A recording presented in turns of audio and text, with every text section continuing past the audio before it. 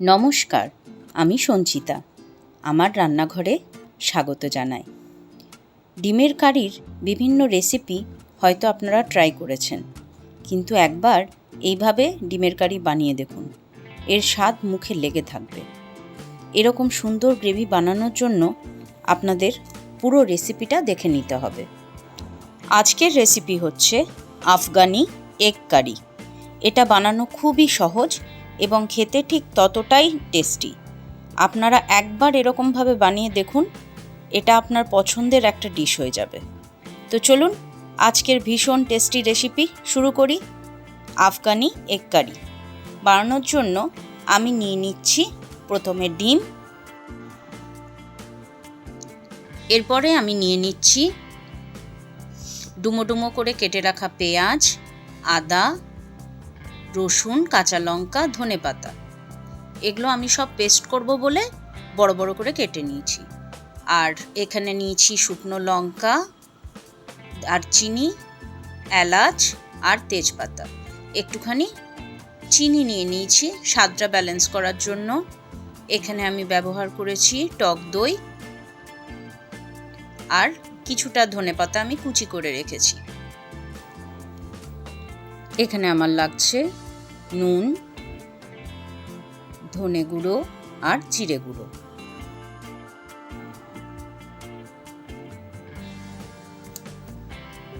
প্রথমে সেদ্ধ ডিমটাকে আমি নুন,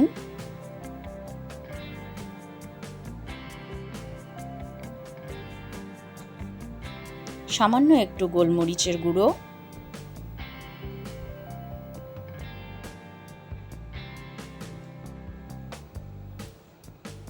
আর ধনেপাতা দিয়ে 10 মিনিটের জন্য ম্যারিনেট করে সাইডে রেখে দেব।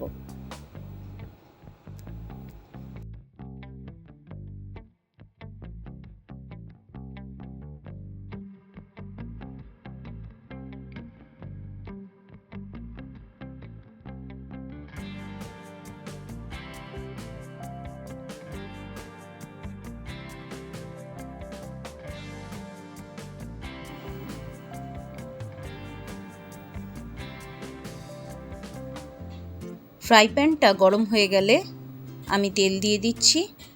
এই তেলের মধ্যে আমি ম্যারিনেট করা ডিমটা হালকা করে ভেজে নেব।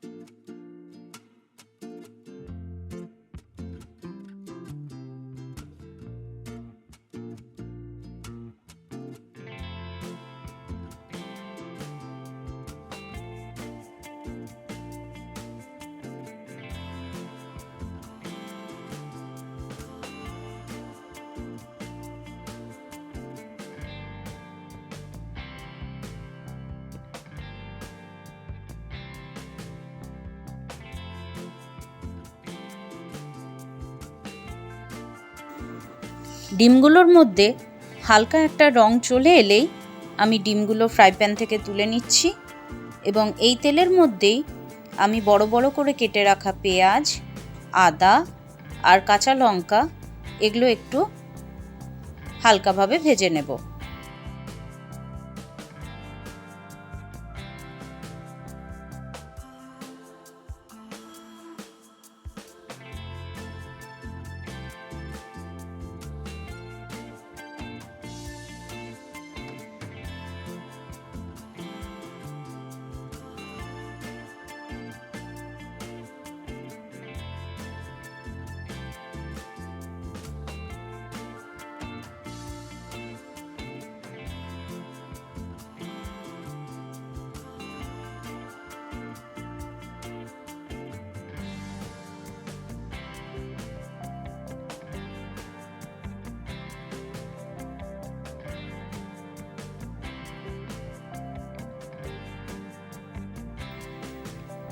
পেঁয়াজ, আদা, রসুন, কাঁচা লঙ্কা এগুলো সুন্দর করে হালকা করে ভাজা হয়ে গেলে আমি এটা গ্যাস অফ করে কিছুক্ষণের জন্য ঠান্ডা হতে সাইডে রেখে দেব। ঠান্ডা হয়ে গেলে তারপর এটার একটা আমি পেস্ট বানাবো। ঠান্ডা হয়ে গেছে, এরপর আমি এটা একটা সুন্দর পেস্ট বানিয়ে নেব। এর সাথে অ্যাড করে দেব কিছুটা ধনেপাতা,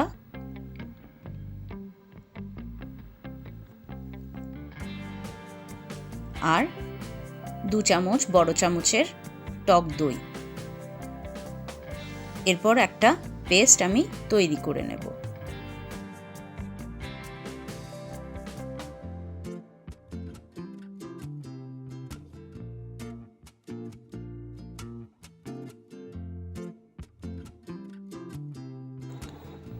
ওই ফ্রাই প্যানের মধ্যেই আমি আরও কিছুটা তেল অ্যাড করে দিলাম।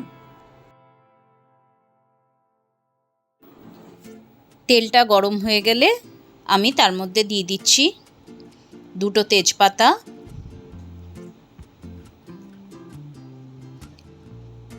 ছোট এলাচ 4টে, 2 শুকনো লঙ্কা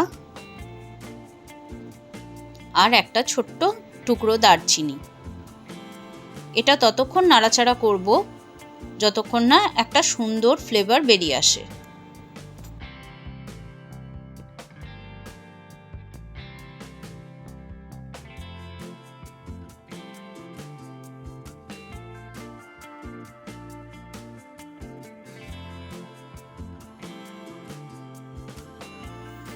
একটা সুন্দর ফ্লেভার বেরিয়ে এসছে। এরপর আমি এর মধ্যে অ্যাড করে দেব এই পেস্টটা। এই পেস্টটার মধ্যে আমি ধনে আর জিরে গুঁড়োটাও মিশিয়ে দিয়েছি। এরপর ভালো করে নাড়াচাড়া করে আমি কিছুক্ষণের জন্য এটা রান্না করে নেব।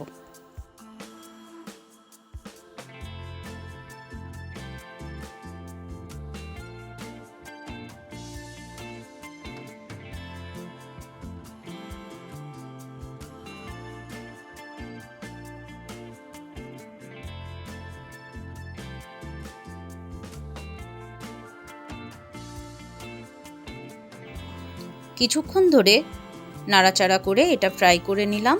এরপর আমি এর মধ্যে কিছুটা জল অ্যাড করে দিচ্ছি গ্রেভির জন্য। জলটা অ্যাড করে সুন্দর করে এটা মিশিয়ে নেব।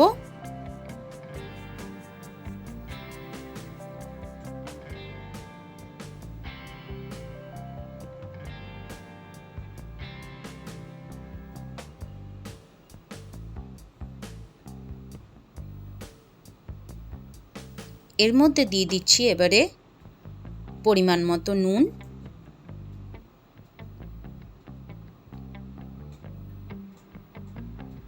আর গ্রেভির স্বাদটাকে ব্যালেন্সের জন্য কিছুটা পরিমাণ আমি চিনি দিয়ে দিচ্ছি। এটা আপনাদের ইচ্ছের ওপর, আপনারা চিনিটা অ্যাড করবেন কি করবেন না। আমার মতে স্বাদটা ব্যালেন্স করার জন্য একটু চিনি দিলে এর টেস্টটা আরও ভালো হয়।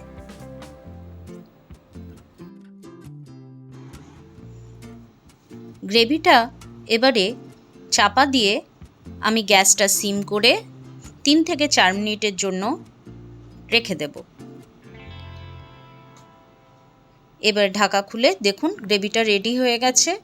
সাইড থেকে কি সুন্দর তেল বেরিয়ে এসছে। এই তেলটা বেরিয়ে এলে বোঝা যাবে যে গ্রেভিটা একদম রেডি হয়ে গেছে।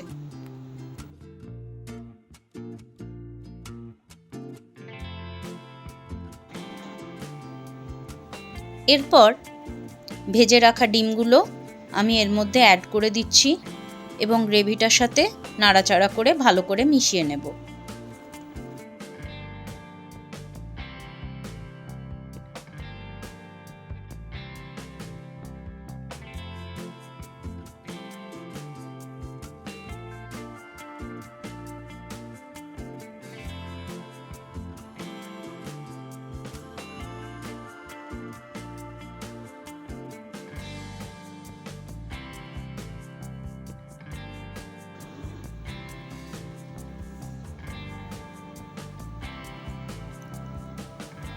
আরও 2 মিনিটের জন্য চাপা দিয়ে আমি এটা রান্না করে নেব।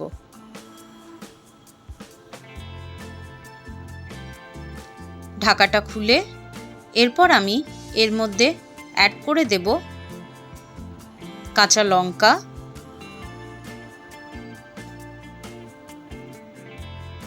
আর দিয়ে দিচ্ছি কসুরি মেথি। কসুরি মেথিটা হাতের মধ্যে এরকম ডলে সুন্দরভাবে ছড়িয়ে দেব। হাতের মধ্যে এরকম ডলে দিলে একটা সুন্দর ফ্লেভার বেরিয়ে আসবে। আর তার সাথে দিয়ে দিচ্ছি সামান্য একটু পরিমাণ বাটার।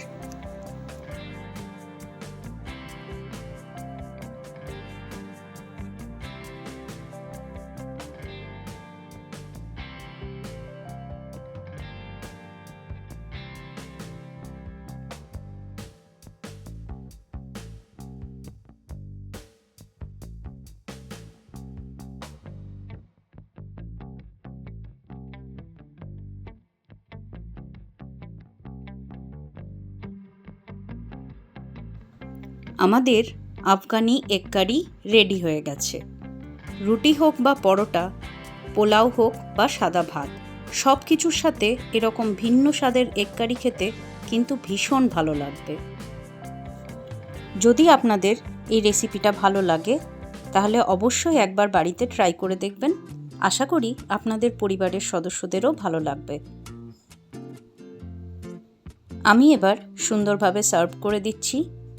যদি আপনাদের এই রেসিপিটা ভালো লেগে থাকে তাহলে প্লিজ আমার চ্যানেলটাকে লাইক, কমেন্ট অ্যান্ড সাবস্ক্রাইব করে দেবেন এবং বেল আইকনটি প্রেস করে দেবেন।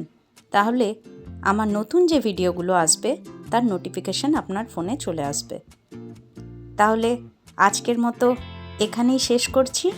ভালো থাকবেন, সুস্থ থাকবেন এবং আবার দেখা হবে নতুন একটি রেসিপি নিয়ে আর একটি ভিডিওতে।